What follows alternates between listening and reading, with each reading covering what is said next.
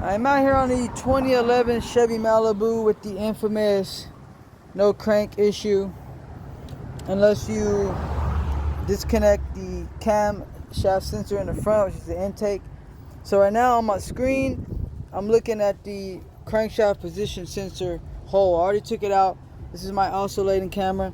I have it wedged off in there, and because I don't want to jack the car up and look underneath, unhook the starter. This is what we're looking at. See, it has a lot of metal shavings on its crankshaft sensor, so I'm hoping that this is the issue on why it's not functioning properly. So what I'll be doing is I'm going to use my needle nose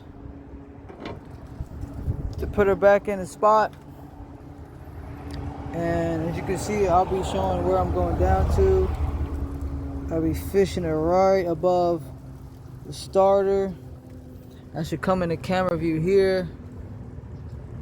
There I am. Come on. There it is. So this is the look. I got my hand off in there on my needle nose pliers, and I just press the sensor in there. So now all I gotta do is kind of just push it the rest of the way in. I could probably get my hand in there now, right above the starter.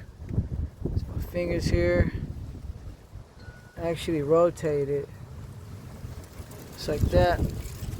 Yeah, it's pretty good. I'm gonna just press it the rest of the way in. Look, it's in there now. All I gotta do is get that top bolt in, line it up a little bit more, and you can replace this sensor